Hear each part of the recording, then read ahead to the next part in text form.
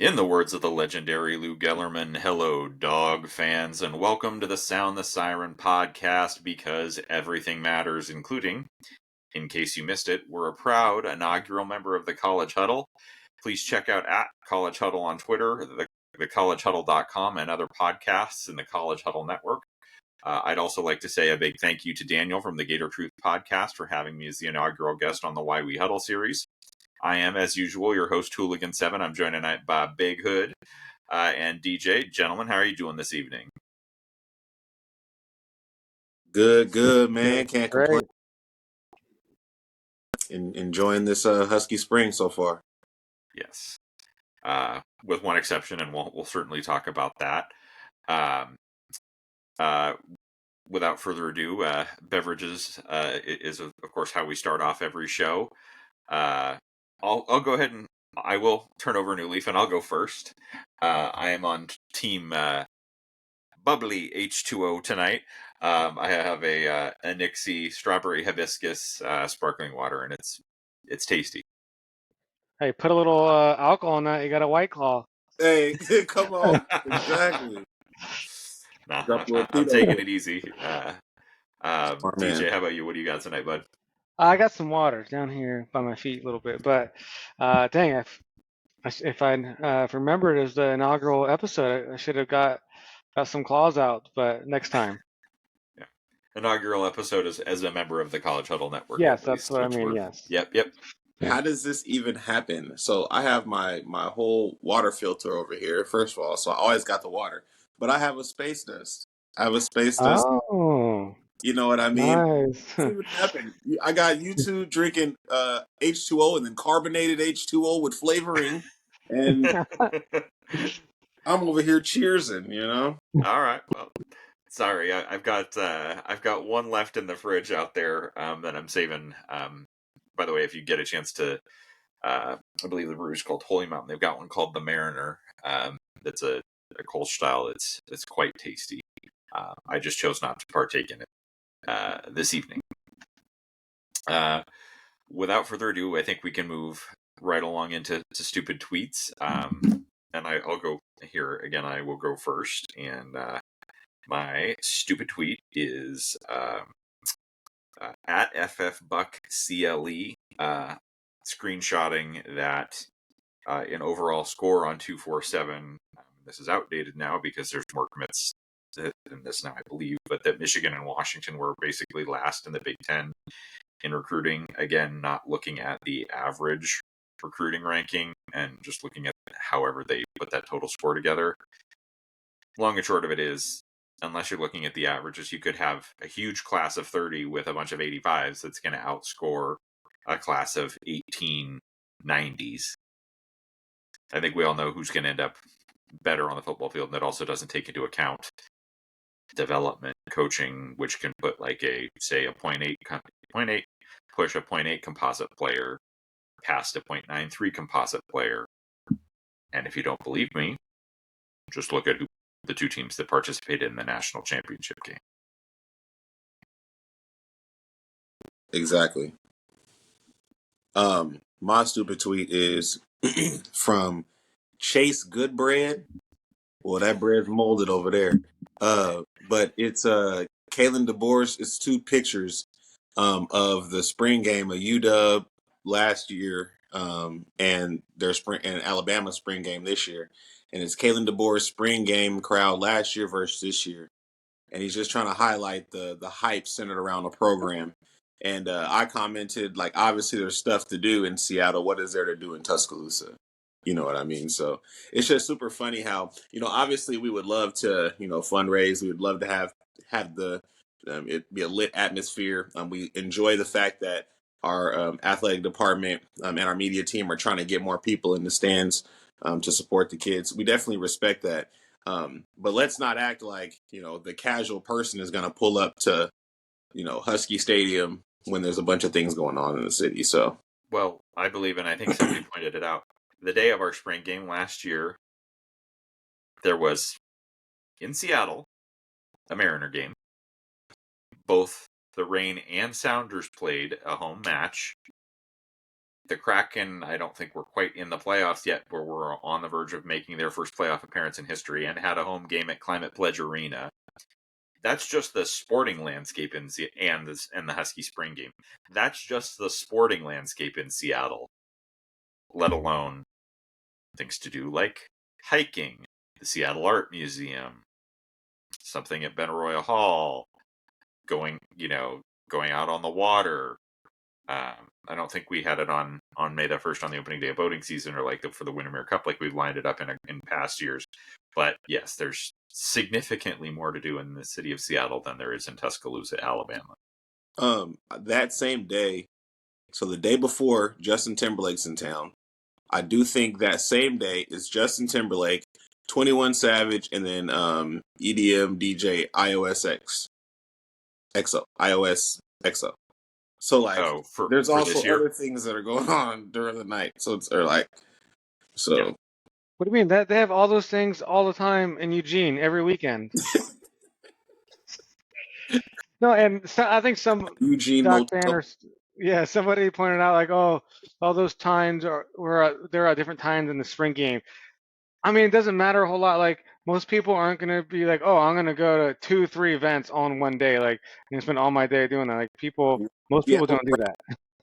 Yeah, with Seattle traffic, you're gone for 12 straight hours. you pick an event. You Yeah, pick one event, and then yeah. I'm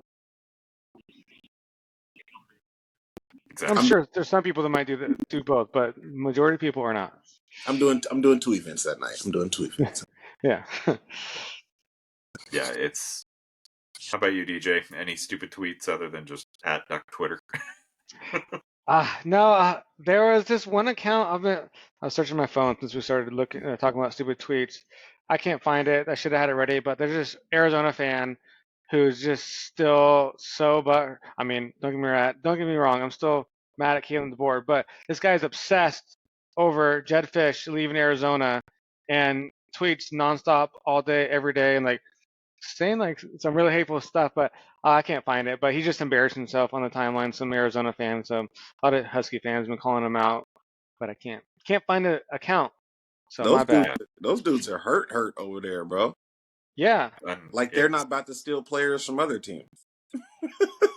What? yeah, and What? yeah. I mean, going back to the thing about DeBoer, like I'm not.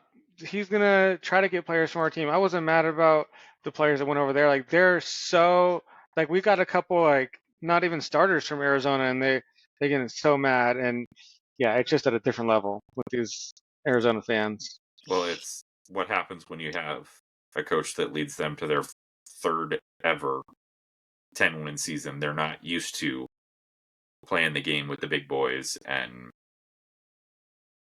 this is what happens. That's a great point. And all their players are leaving their basketball team. Yeah, I mean, which is their pride and joy. yeah, like I pointed They're it taking out. It's shots like from all sides. Jed led them to their third ever 10-win season. We have 5 of those in the last decade. There's levels to this, and you're going to certainly find out who the haves and the have-nots are. I'll tell you that. Exactly. Yeah.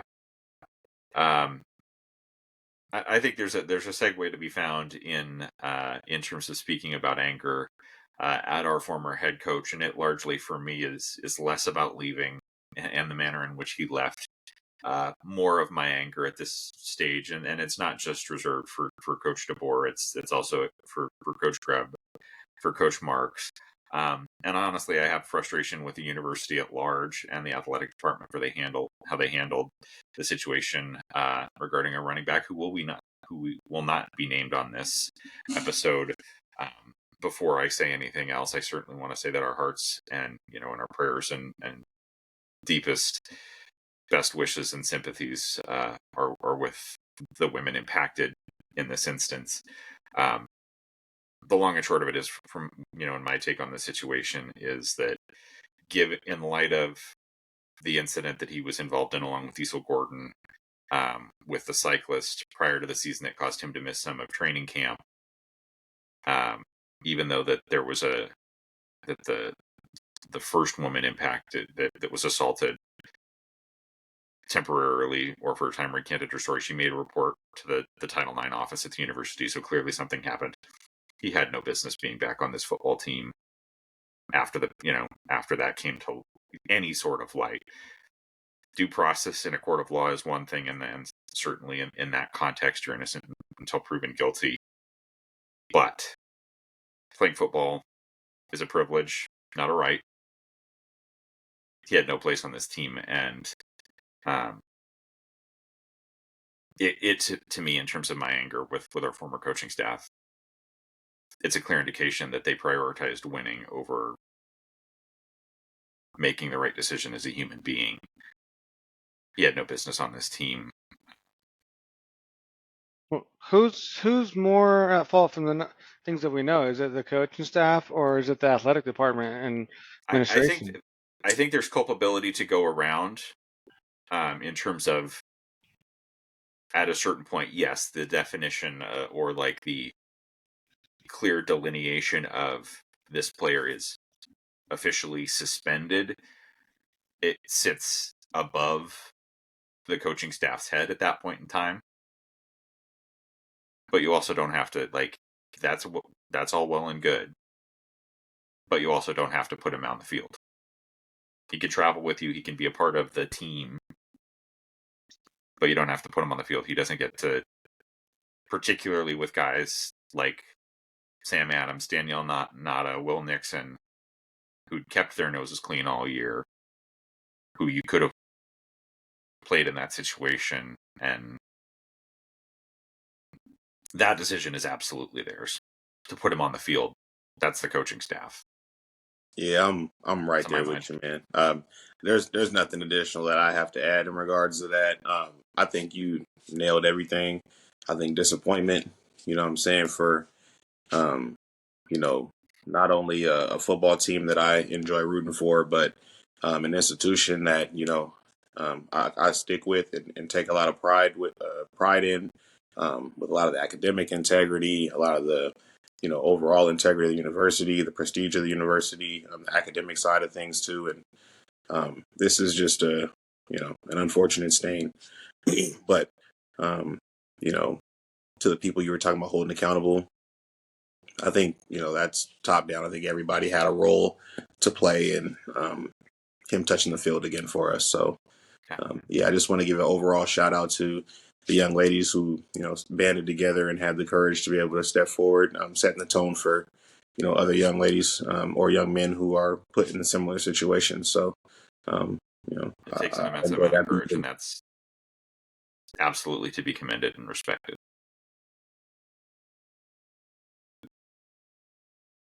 Yep. I mean, I don't have anything more to add. I just want to say I agree with everything you both said, 1%.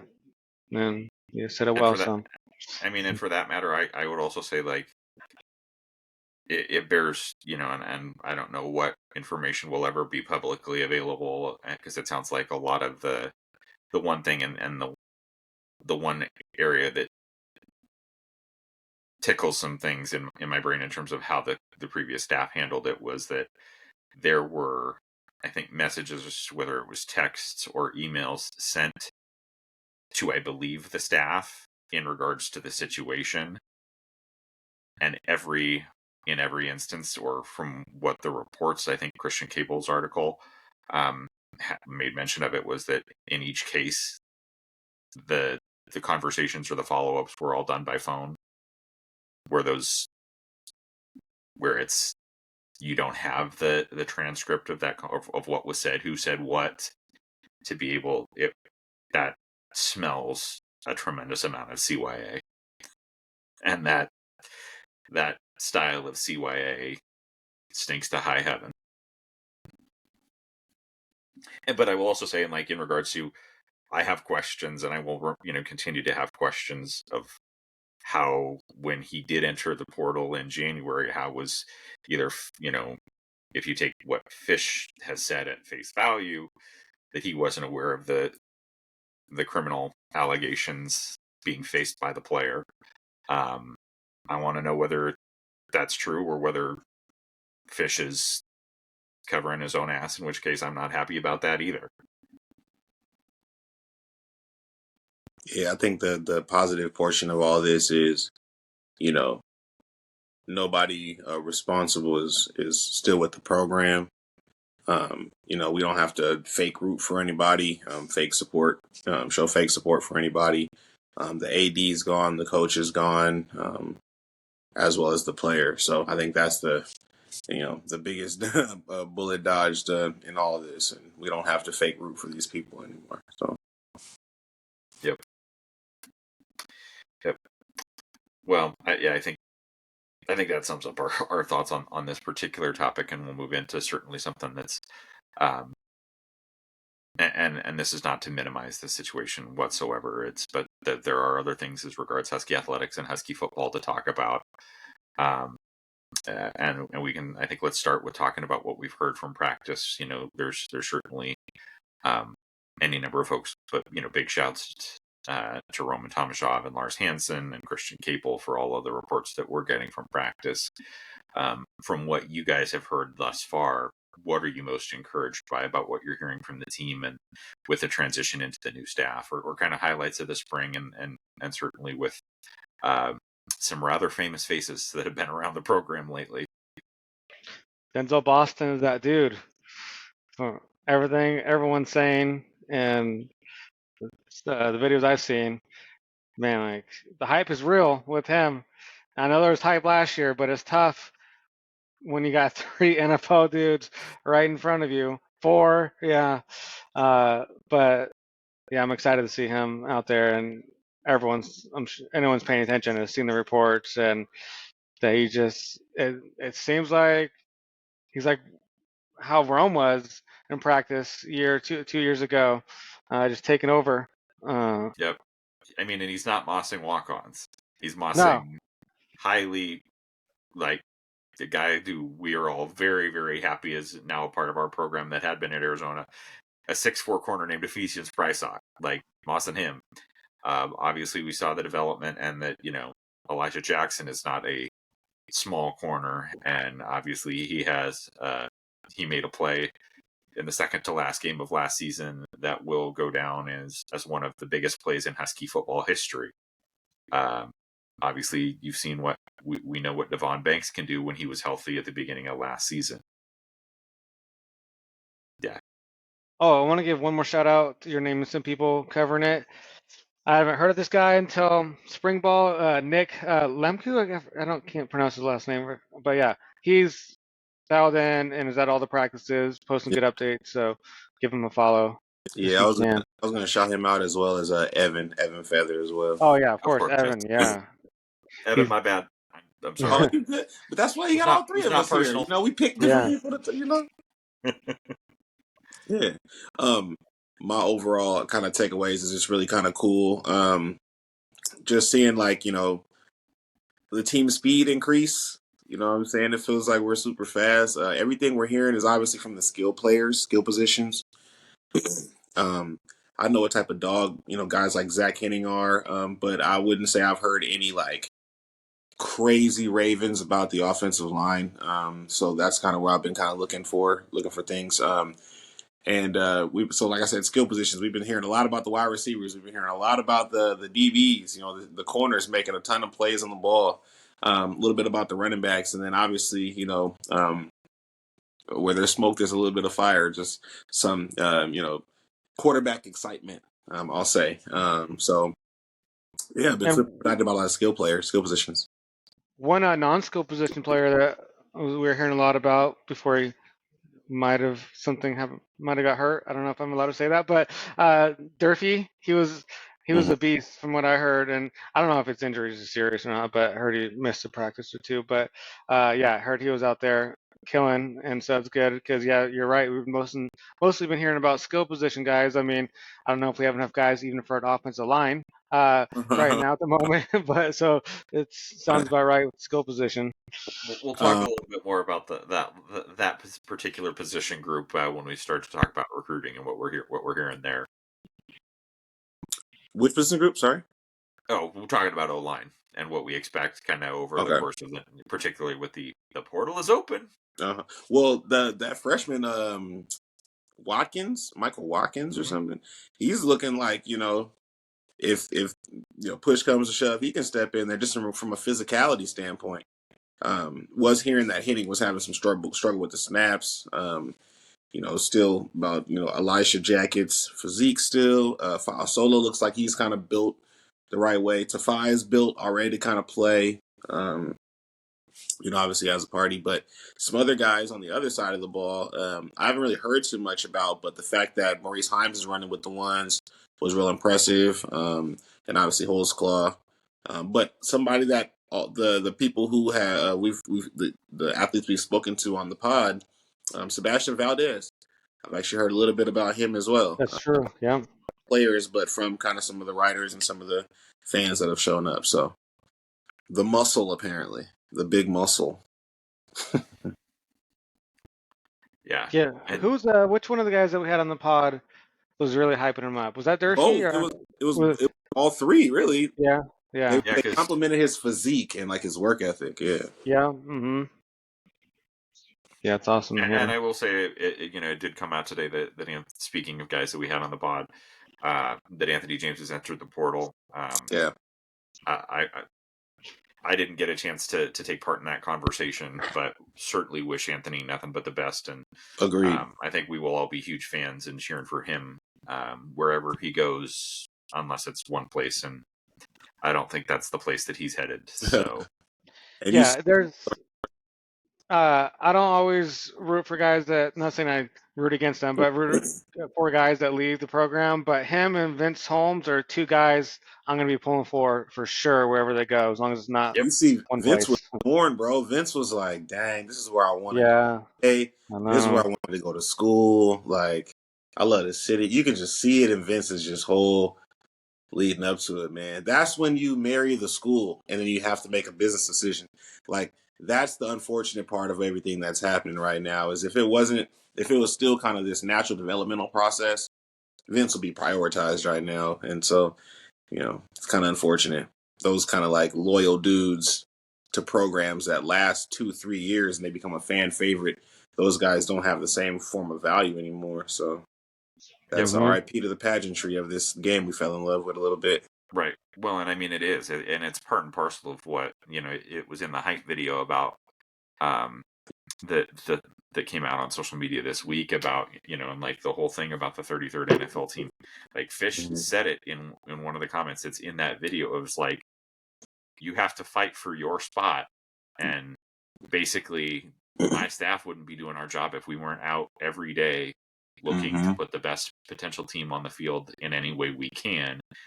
And I don't care if, it's very much a professional football mentality. Like, their job is to win games. And speaking, it's not a stupid tweet, but it's a stupid comment, from Hack Wilner, about like, oh, well, if we win 8 or 9, if, the Huskies win 8 or 9 games, Jed could take the Florida job. And I'm like, again, and I tweeted this, but it's like, you're missing the key variable. In order for him to do that, the Huskies have to win 8 or 9 or 10 games. And if he does that, and if we recruit, like, yes, the transfer portal is a thing, but you're not going to lose your entire team to the transfer portal, because we lost a small portion of our team from last year to the transfer portal.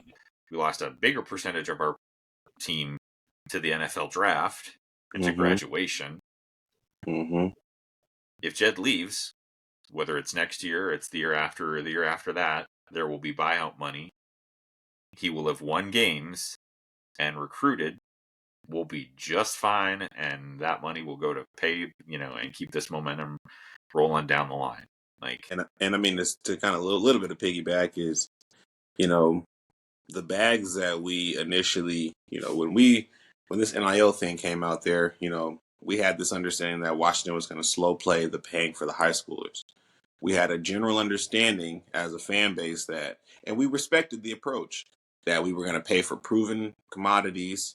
And now is the first off season where we get the opportunity to show that, hey, we can fundraise and we can actually, snag some of these big fish. And I'm sorry, no pun intended. We can snag some of these big fish, and with oftentimes we saw us make a top 6 and we knew that we weren't going to get that player. When's the last time you've seen our logo next to Georgia or next to Alabama and winning those? You know what I'm saying? So with the Chris Peterson era. you know what I mean? And maybe a segue, but in speaking of like the people who were, in Raiden's, Final Four, great win, great recruiting win. Something the last 2 staffs really haven't been able to do. Mm-hmm. Did it in places, but it was not there was not a clear desire across the board to go out and just get dudes at every spot. We were doing it to some extent. We were getting we were sticking our nose in there on quarterbacks and receivers. We lost a commitment to and receivers. I mean, even I really liked the receivers that the last class or the last staff brought in, but even then it was kind of they weren't super active or super involved at like the very, very top of the board. You talk about Chris Peterson when that was the last time we had some of those battles, but even then Peterson would like pick his battles like, oh yeah, I'll go against Notre Dame, but he's not going to go. Yeah, we're not going to go against Ohio State or Alabama or Georgia, and where we're starting to do that a little bit now. We did against Bama a little bit, but we didn't go out of the times that we did that. Hawaii. Yes, exactly. Or yeah, exactly. Where they were in region kids that were drawing interest from those programs back east. This staff's like, we're going to go anywhere and everywhere. We don't care. We don't care.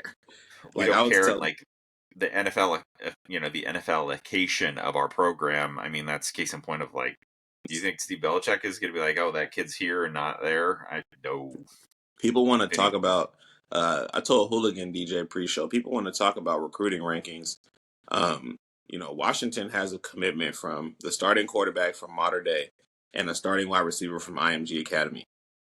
You know what I mean? Like, so just thinking of it, like people are so concerned about, what some other person's evaluation is. And it's like, well, you got 2 people that are at schools with winning pedigrees. They're learning winning culture. They're learning how to be football players, learning how to be professionals.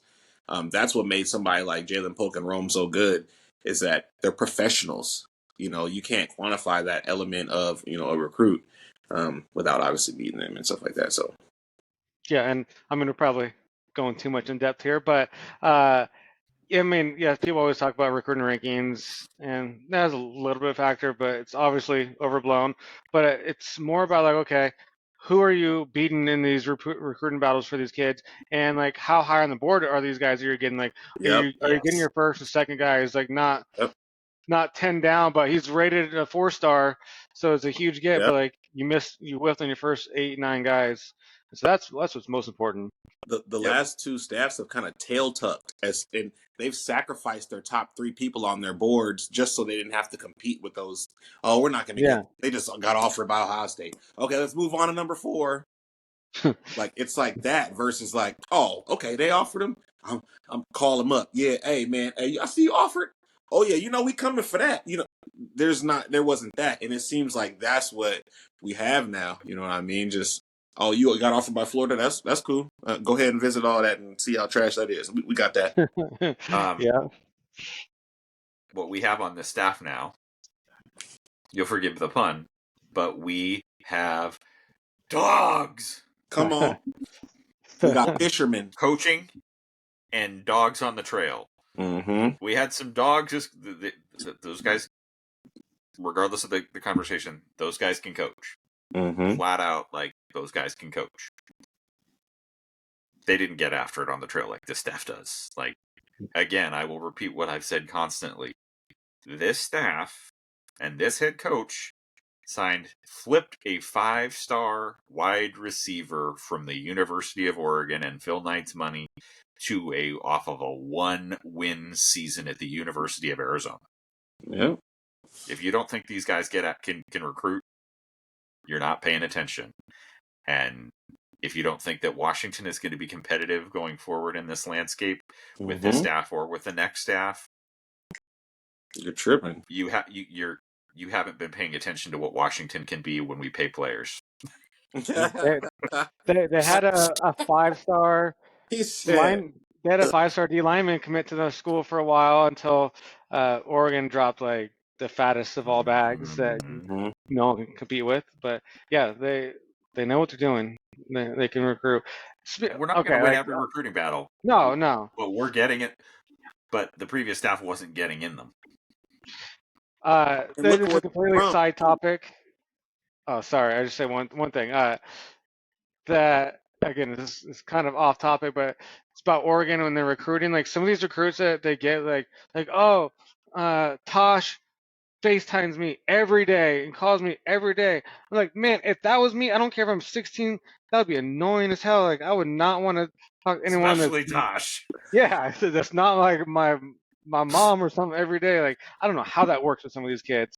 Again, totally off topic, but I just thought about Yeah, that. And that like, kid, the safety. Oh Lord, have mercy. I do not remember his name, but he's out of Florida as well. That just was communicating about some of the people who he has interest in and how UW just offered him. Um, yeah, he was saying how UW like FaceTimes him like every other day. And in my head, I was like, "Oh, thank God!" I was like, "Thank God, it's not every day." It's so funny you said that because it sounds verbatim, desperate. verbatim, I was Let's not listening have to the start getting down on one knee to a recruit. uh, you know, I love you, right? Love you. As a young man, I just love your spirit. Well, and the other thing, and DJ, I think you made a point about this in one of the group chats. Look at what Oregon is trying to do in the transfer portal. All of these highly regarded, and I keep saying it every time the Ducks start growing about their recruiting ranks. Like, how many of them are actually going to see the field for your Yeah. football team? Year over year, you never know what your roster is going to look like, so you can flex all that's happening 2 years before players touch the field all you want. But we don't even know what's happening next week. So, like, Right. yeah, We're let's go ahead and Yeah. also predict some shit. Yeah. going They, back they to have FF Buck Clee's tweet. Like, we're also they're also trying to flex recruiting rankings 8 months before the first I signing day. know, yeah. Ducks um, have guys like Jillo Florence who are solid players that started for them. Like he ain't gonna start next year because they're just bringing in guys. Like how does he feel? And like those other players on their team that established a roster spot, like a starting spot, and was solid. Not like saying they're like all They're, American, they're, but like and they're, they're just kicking them off the curb. Like dude, like we how do people not see this? I mean, these kids, hey, it makes no sense. development has taken a back seat. Like, Jaleel Florence is not valuable anymore. Like, Yeah. you get you but by the same token, we're also doing some of the same thing. It's like we're agreed. going to coach up the guys that are in our room, but if somebody that's proven to be better wants to come here, doors open. The one thing I will tell you is that the like the campus heroes and the campus legends are going to stand out a lot more now. You know, the guys that end up staying 2, 3, 4, 5 years and riding through stuff like the Carson Bruners. Now, obviously, that he doesn't have as much opportunity as a lot of these like 5-star kids and 4-star kids, but kids that go in there and battle through adversity and those types of things, like those guys are going to be, have a different, leg up. Did you Whenever say or the did you line. kind of did you say Carson Bruner? Is that what you said? Yeah. Okay, Yeah, he was just yeah. like, I never considered going anywhere, So it's like, okay. I Also, too, I I don't know heard why I heard the board try to get him over there. who I heard the board try to get him to Bama. he I don't tried know, to get but a lot of them over there, yeah. man. He tried to get a lot of them over there, but that was a Yeah, tight knit. That was a tight knit squad. I saw something that said, obviously, going into the CFP, they said we had 9 6-year players, and that was more than everybody else combined. This year, we're going in with 5. So, and I think that's still the highest in the country. So it's like we still have the experience to be able to teach all of the young talent, like, hey, this is what a championship team does. This is how a championship team practices. And you see Fisch talking about that too a lot in a lot of these little clips we're seeing. I love the energy you guys had, and some of the visitors. Man, the energy you guys had in practice today, man, it's really so you can see that leadership still kind of trickling in the Ephesian Price Sox, who it has a ton of talent and experience, but hasn't taken that super leap. So you can see, these older guys are holding accountable, for that next level of development for some of these Who are proven. those five? We got Bruner probably. I'm guessing. Yeah, Brunner, Fowler, I think Yeah. Zotup, and Cam Cam Fab, Fab. yeah, Cam Fab, No, I don't think Fowler is he? and Bandis. Oh Bandis. yeah. Okay. Fowler is. Yeah, He Fowler's. is. Yeah, he is. Dang, Fowler. they waited till his 6 years to give him a scholarship. That's crazy work. 5th year. Yeah, 6th year. Yeah. That's crazy Yeah. work. Well, and speaking of which, and like even more than the previous guys, like although it's about the same, like because some of the previous guys I think played for people. Like I think these guys, this is their fourth coach in their 6 years or whatever it is. It's the Pete Yeah, that's to crazy. Lake It's to crazy, bro. Kayla to Fish, like, That's but crazy. Yeah. like point to me another program in the country that's within the space of a week had built Belichick walking around for almost a solid week, Yeah. and Pete Carroll and John Schneider was at practice and at the Jack Del coaching clinic. Rio. Jack Can you Del imagine Rio. how many like elite defensive coordinators and offensive coordinators are going to come from these teams? Like they've Yeah. seen so many different versions of scheme and different presentations of it. Like, I stayed here for 5-6 years, 4, 5, 6 years. Like we're gonna breed so many coaches. Like it's gonna be wild. This Yeah. You know who's going to be a damn good coach? Billy Dylan Morris. Moore. Or Dylan Morris, yeah. Dylan Sorry. Morris. Yeah. Mariner crossover. Yes, Oh. Dylan Morris, Morris, sorry. Mug. Yeah. Like, he's going Guys to be like a damn Zota. good offense. Yep. Guys like Yeah. Zota. Carson. He reminds me. Yeah. Carson for. I think Yeah. Carson's gonna have a little bit of a league career. A little I do bit, maybe too. like If some. his And I think shoulders so too. hold up, though, yeah. I mean, special teams you can run. I mean, I guess they're getting rid of special teams a little bit, kind of. So Yeah. yeah, we'll see. The NFL kickoff, the XFL kickoff. Mm-hmm. But it's actually like to allow a little. I don't hate that. Some I people don't hate it. Yeah. I think it's great. It's I hate making the tackling thing that they're banning. That's the hip so drop. dumb. Yeah. I mean, I don't know, bro. I'm a kind of that's bad tackling technique, bro. Like you're supposed to run through somebody, not like, oh, I can't. I don't hit the weights, so I'm just gonna fall back. Like run through somebody, and you don't have to worry about falling backwards, or gator roll them, and you don't have to worry about holding somebody and then getting carried and trying to fall back. Run through them. Like people grab up and they stop, and they're like, I'm getting drugs. Let me not. Like, no, run through somebody. I mean, play physical. Good luck trying to do that to Jonah Coleman, but Oh my God, Jesus Christ. Jesus. How can I he? mean, like, How can he move the way he does, man? That's Bro, crazy. amazing. How he's I went built. back and watched Arizona's games, and I was like, "What is going on?" He's like, running, bro. I'm like, "What is happening?" And then he's fat. Like you think he's just going to be fat. like basically a fullback. He's fast. And then And he's out there in spring practice with the grill on. I've seen it in the picture. I love it. you I see love the it. whip. He got the whip. He got the. Yeah. chain, bro. He was Always has a chain. clanking, clank, clank, clank, clank, clank. Yeah. Hey, that man's tripping.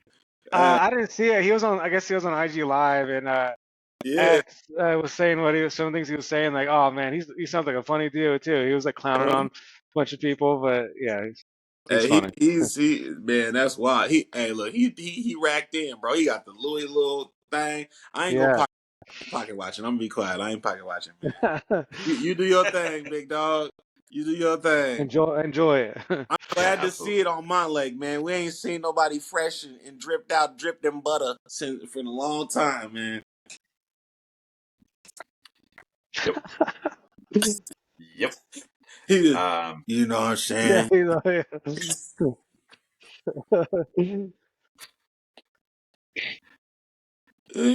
Just, I mean, it's in so many ways it's a different era, and it's such a breath of fresh air to just be like, we're not gonna. We gotta worry about just a certain person at I think both staffs, that have been successful here at Washington had a very clear focus on a certain personality type. Mm-hmm. I'll put it that way. Mm-hmm. And the staff, I think, is just more about can they play football? Yes, no. Yes, they're going to pay some attention to can they fulfill some of the academic requirements in the university, which is still a thing. Mm-hmm. As much of an adjustment as that is for our new defensive coordinator to ask about grades, it's still going to matter at the University of Washington, particularly for any players that are going to be here longer than one season. But the one and dones, they don't care as much probably. Hood. We're talking about Jonah.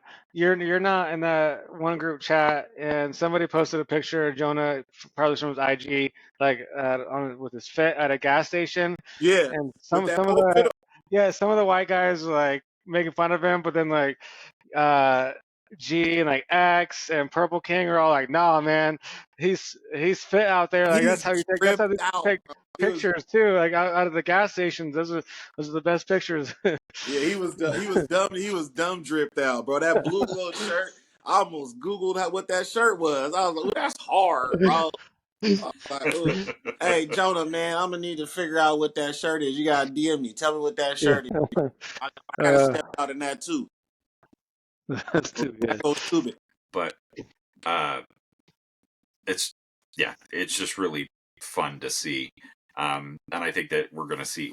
I think everybody's sleeping on this. Like, I think we're all. It's weird because I think obviously there was a ton of optimism heading into last season, and the country kind of knew what Washington could be. Facts. Everybody thinks like, oh, Washington's going to be terrible. They're just full on sleeping. They don't know. Mm-hmm. I mean, like, yes, do we have some big ass questions to answer? Yeah, Absolutely. I'm not like, if we roll out there with the O line that we have right now today, next fall, I'm going to be worried. agreed. But the transfer portal is open. There are crystal balls for another bookend from SMU, Mm-hmm. and that goes from okay. I think we all have some confidence in Drew as a party based on his performance at San Diego State. I feel a lot better about that position if you have Drew as a party and Marcus Bryant. Like, Yep. okay, there's your starting tackles. Then you've got 3 positions to figure out on the interior. I don't think it's the staff has said that they're still going to be pursuing. I think they said 4 to 5 offensive linemen in this Mm-hmm. portal window. Um, Rumors of some Arizona heads, obviously. some Arizona heads, Internal, interior O lineman. interior O linemen. It's not out of the question. I think that they're that the SMU. I don't necessarily think that we're the leaders. It sounds like, but I certainly think that there's SMU starting center is in the portal. That's a leverage. This is a relationship game, and it's not just who the relationships. I think he The committed coaches have somewhere to relation. Georgia, that SMU Uh, center. Or Arkansas, or is I think Arkansas is the leader.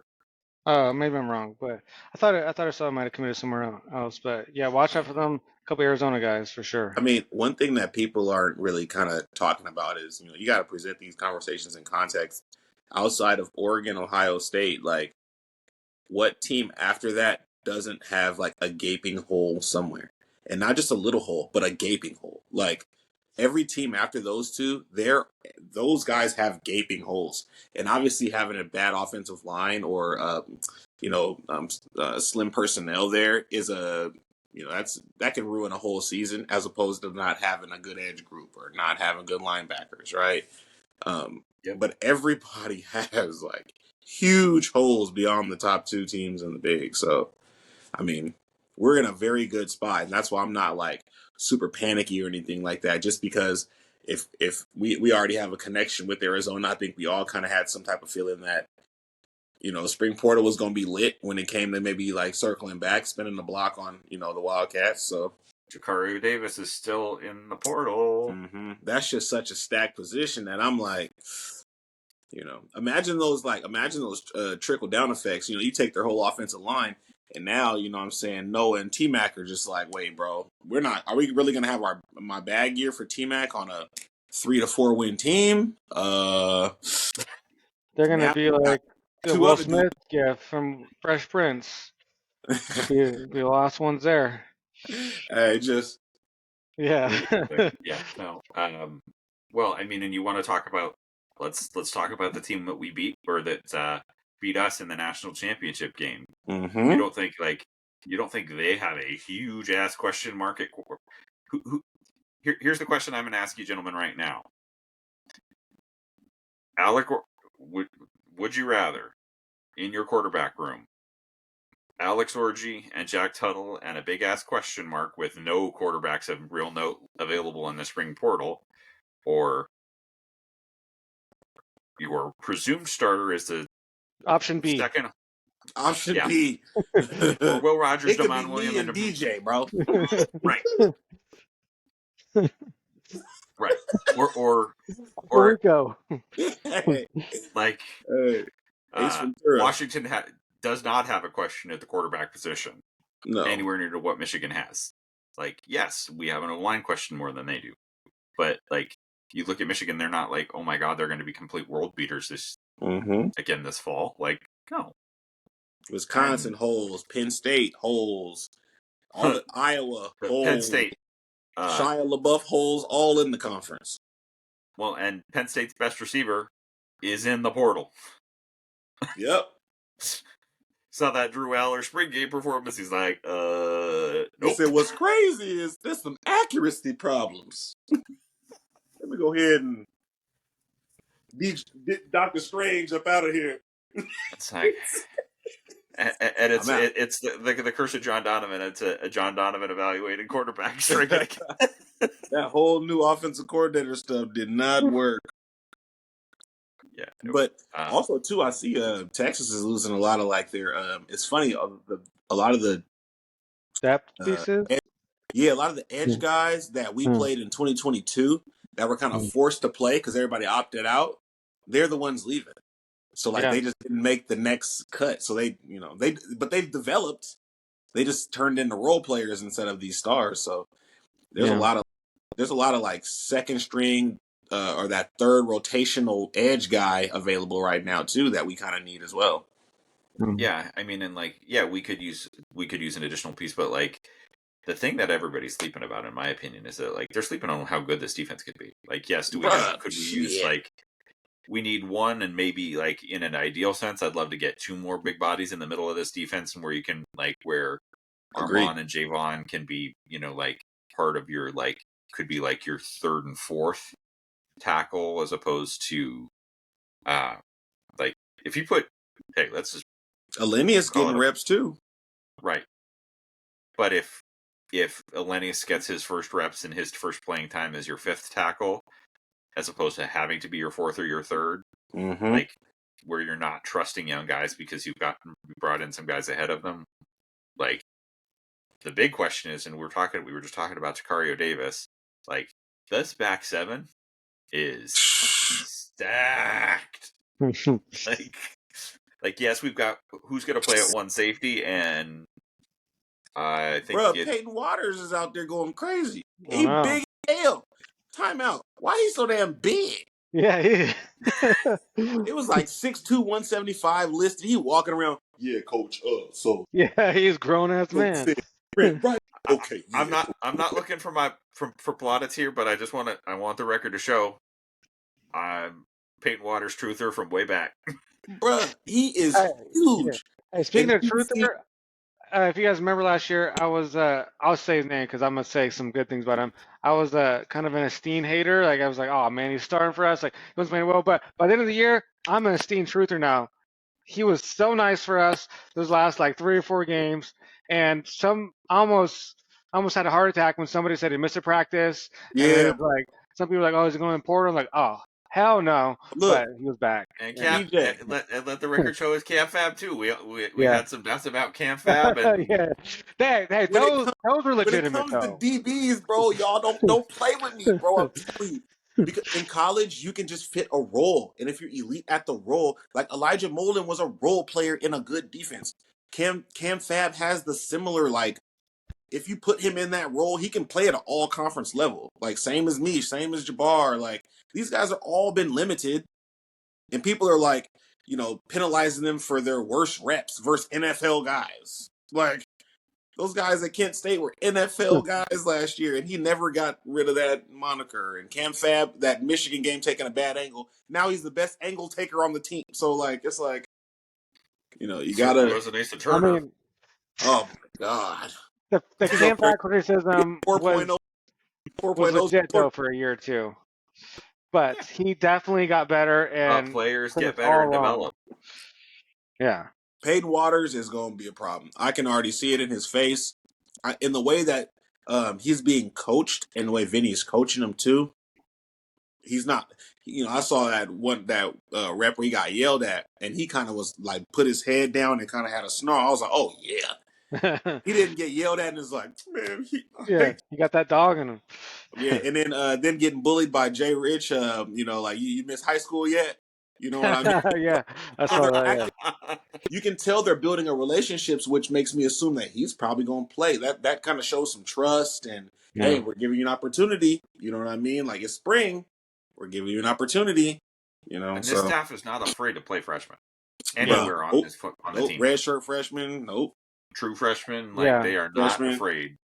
I hope these guys get some run. Like I would say, one of the things I did like about the old staff, especially on defense, like they would rotate guys in a lot on defense and give guys some reps and see what they can do. And I really like that. And I mean, it hurt us sometimes, but it was benefited them probably for the long run. So I hope that our staff does that a little bit too. I don't see how you they're doing it and they're going to do it, but I don't see how you just let you waste a Ephesians Prysock at corner, bro. Like with Leroy Bryant, with EJ, with Thad, Yeah. Dyson balling right now. Like, let the quick corners do that quick corner shit and have Prysock just roam in the box. You know what I mean? Just a Robert, Kyle Hamilton kind of style, and being able to kind of just be that big athlete, lengthy athlete, man. Is it just adamant playing corner? Is that what it is?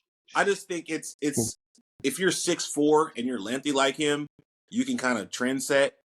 Yeah. And I think if you end up doing something, you're gonna go first round if you end up being even halfway good with that size. So I think you're just banking on the money.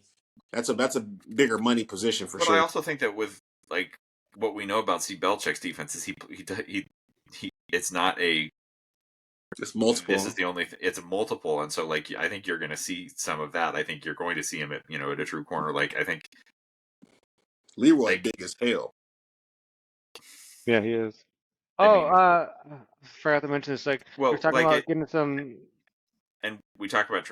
Go ahead, DJ. Sorry. I was just saying, we're talking about getting some couple of defensive linemen inside. A couple guys just hit the portal the last couple, today, that apparently we're in on, and that could be some good portal additions there that we. Jermaine Lole, the dude from TCU. TCU, yeah. TCU is gonna be kind of hard because he has some accolades. Yeah.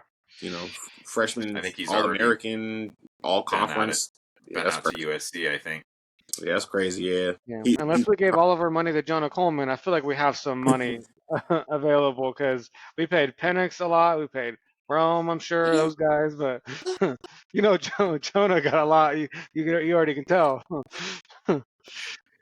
If Jed is still talking about 50,000 right here. I'll put it this way: if Jed's still if the rumors are to be believed are at all credible that Jed is still talking about getting T-Mac up here, man, Jonah didn't get the whole bank. Crazy. Yeah. If any of that happens, bro, it's Arizona guys started that rumor, so it looks bad that he's gonna stay. That's my thoughts on it. It looks bad on Jet Fish. Totally. I was trying to get him. But man, they're gonna go somewhere. They may not go to UW, but if they lose the offensive line and they lose Takario and their best player, when's the portal close for the spring? Oh, that's a great question. I literally was looking at May 15th. I think is you said 15th? No, I think the portal closes at the end of the month, but they have until the 15th to announce. Oh, okay. Well, I mean, they only have a couple weeks to decide, though. But this is the one that really needs to be regulated.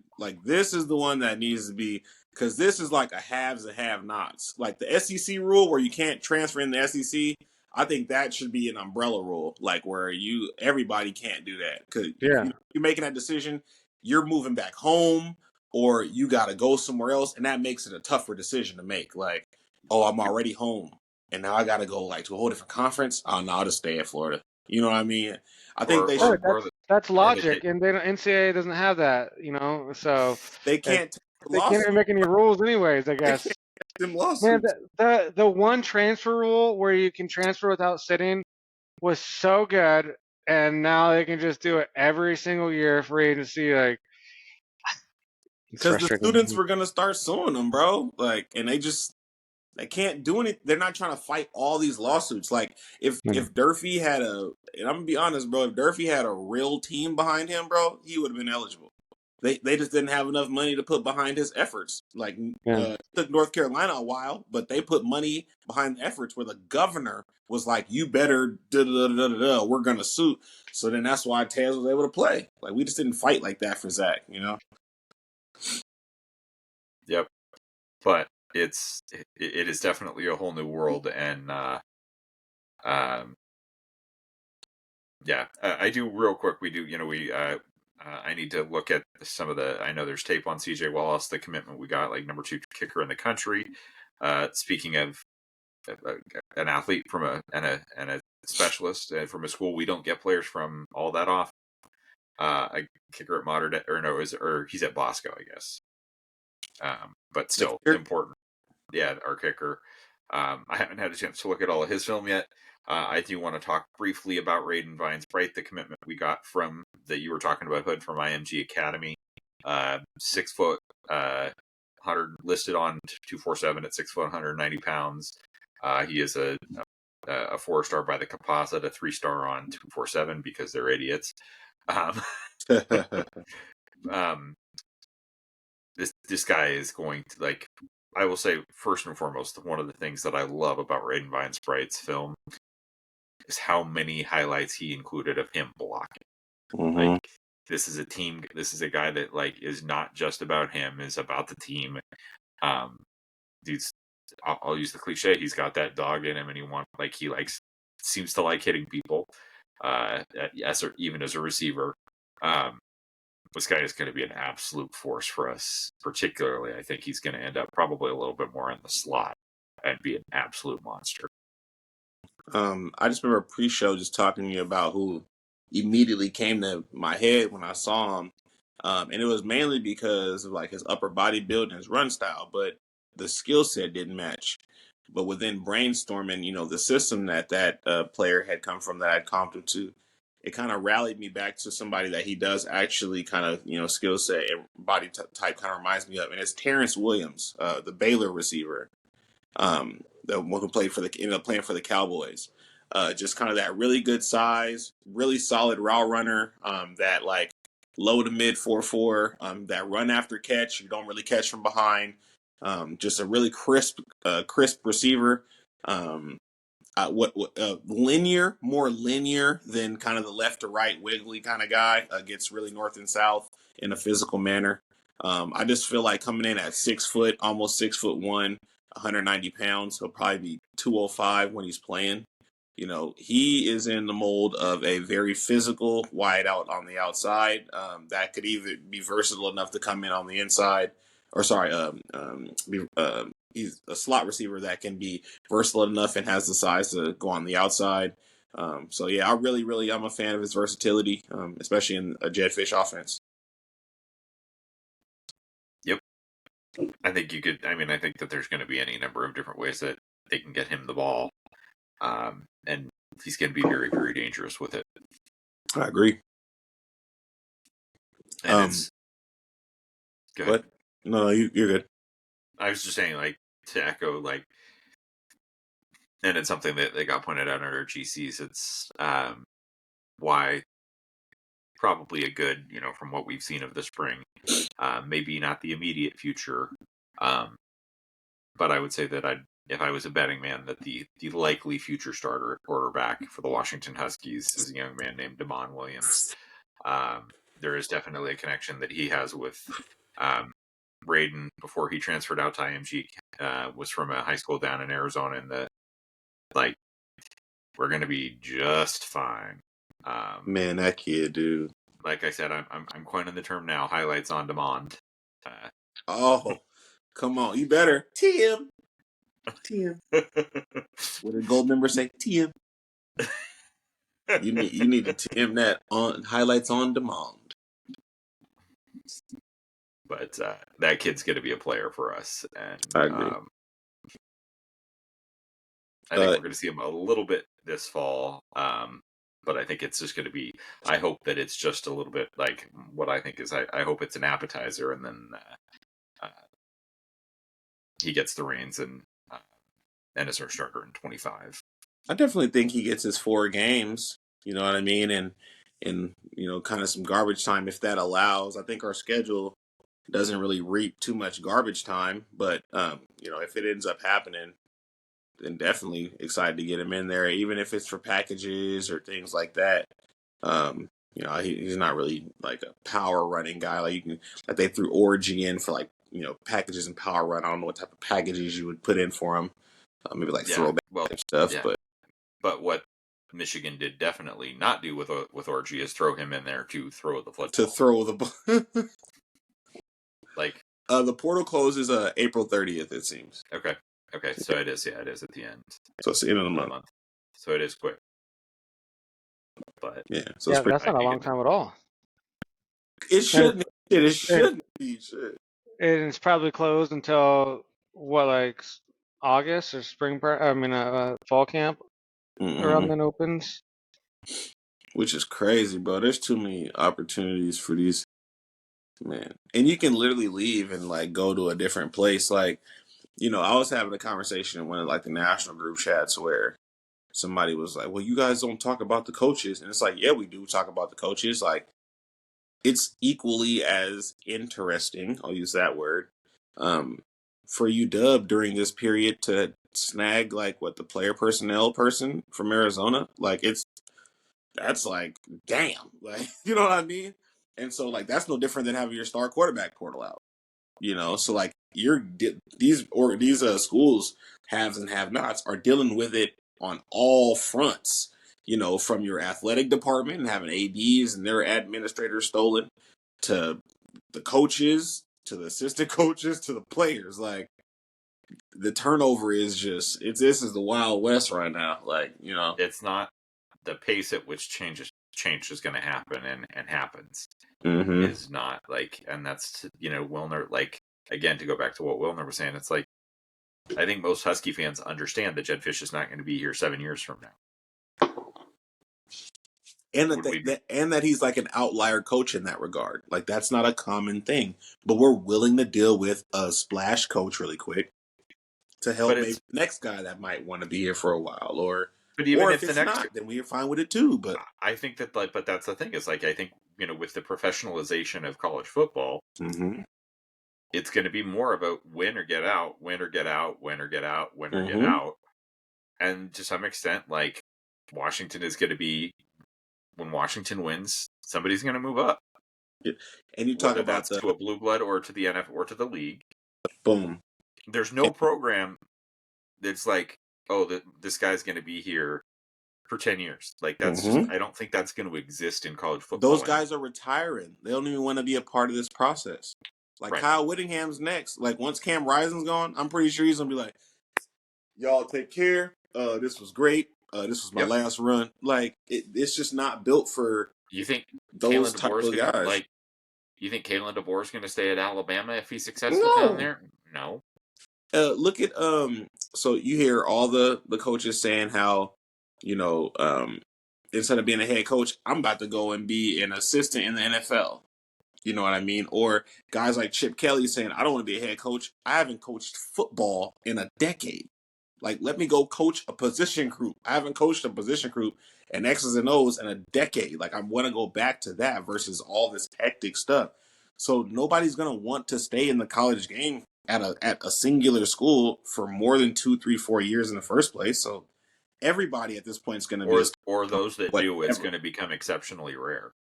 Or to some extent, the other thing that could happen is that you're going to get coaches that are long tenured at a particular institution are winning just enough not to get fired, but don't have anywhere to move up to go to. And also too, at a Kansas or at an Iowa State or Kansas State, because you're not going to be able to win at Florida State and nobody's going to coach, bro. Oh man, that's fun. That's crazy. I'm a fan of Justin Wilcox. I am too, but so is John Wilner. Get out of there, bro. He's I got y'all, y'all got me. I got y'all, y'all got me. We gonna They need to suck. get John Wilner off KJR, man. He's such a UW hater, and he goes on there and I all he didn't does is listen to hate. it. Somebody said FKJR today or something. Like people were beefing with Well, him. because they bring John Wilner on there every week, and he just talks shit. It is I what it mean, is, bro. maybe he doesn't say that bad stuff on KJR, but he says bad stuff about UW so much outside of KJR. I know that for sure. I don't know if he does it on the show or not. I don't listen These to it. haters are these haters are gonna always hate on the haves and the have-nots moving forward, bro. And the fact that UW is a have, like, yeah, it can make you feel slimy a little bit on the inside, but it's also like at least I can confidently root in my team, you know. Fortunately, Mm-hmm. I mean, unfortunately, you know, we're gonna and play the game.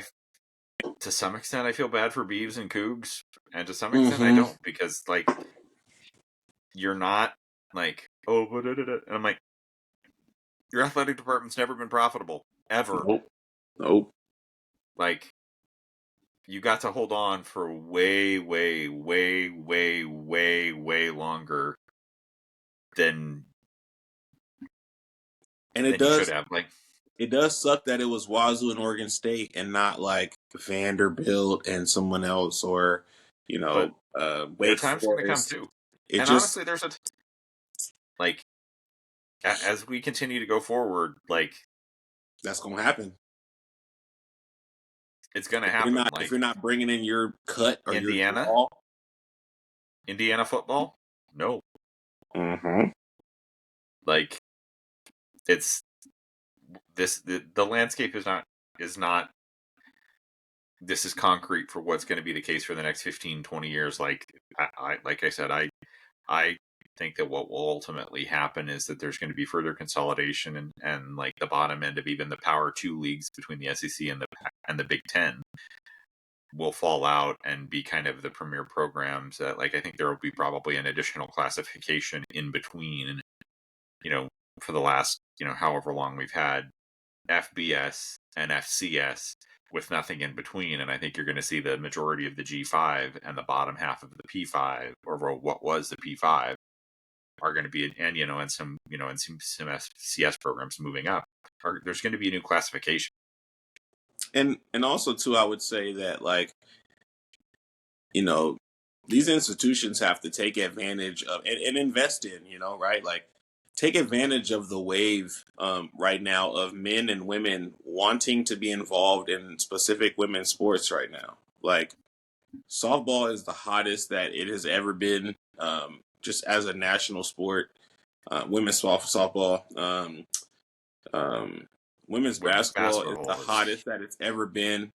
We had these things that we consider non-revenue generating sports. Now, men's revenue is like, I think the most programs like under like $8 million or $5 million. Like, that's how much they generate. But if you really piggyback off of this momentum, you can have other streams of revenue or things helping you with a deficit. They're not as big of in the red. They're not as big of reliance on football. And I think I think all it does is take marketing. It's not going to take too much of an investment. Get real cool, clever people, grassroots people that are, quality professionals in graphic design and things like that, and just start engaging a lot of these fans. People are currently interested right now. Take advantage of the momentum, bro. Like, please take advantage of the momentum. These athletic departments have to start thinking with a business mindset instead of like all the old school way. And I get that it's tough because a lot of those guys are old, and a lot of, not necessarily old, but like, they're old school in regards to what they grew up in and the athletics they grew up in. But you're going to have to adjust to this new wave and take advantage of these pockets and moments to be able to generate revenue without it coming from your fan base, bro. and I mean, and making the right hires in all of those programs is all the more important, Mm-hmm. because you know who Caitlin Clark was 8 years ago? Kelsey Plum. Bro, And if exactly. Jen Cohen had made the right hire instead of Jody It would have Wynn when been Mike Neighbors left, prosperous. Washington women's basketball would be in a whole different. We probably, I don't know necessarily that we would be in the elite conversation, but we would not have fallen off the absolute cliff that we did. You just got to take advantage of this momentum, man. Like, and it's just, I've never got so many text messages about, do you want to buy this Seattle Storm package? Do you want to buy this Washington women's basketball package? Like, People are hitting me up like, hey, man, I'll see you at a WNBA or at a women's basketball. Take advantage of this momentum, man. This athletic department got to. Our softball team, dog. It takes effort. All it does is it takes efforting. Hey, bruh. And efforting that isn't copy pasting like Mr. Yep. Brightside.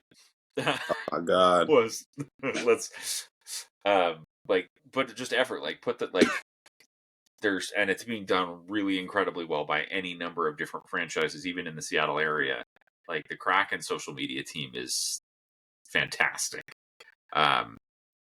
Just effort. Continue to put resources into something, and you're going to get your investment back. Mm-hmm. And and there may come a time where Washington doesn't have a seat at the final table. Mm-hmm. But the longer you're there, the better it is. And the longer you're there and the more success you have, to the point of how important winning is. Who was Clemson 15 years ago? Exactly. I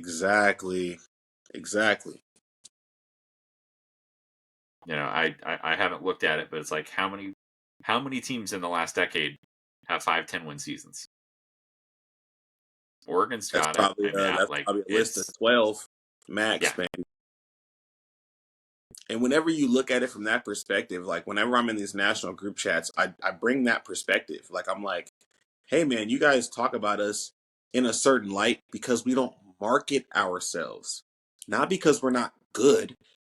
We're at a periphery being good because we're not like, hey, we're good over here. Hey, we're winning as many games as you, but we're good too. Look at us. We're not doing it that way. We're not, having this huge recruiting momentum in the offseason to bring ratings and to bring all these things so people don't talk about us. But you see now in our offseason, people are talking about us to kind of generate negative engagement, but at least we're some form of a focal point. Right. What they talk down upon us all the time? Huh? They always talk down on us in those group chats. Is that what you're saying?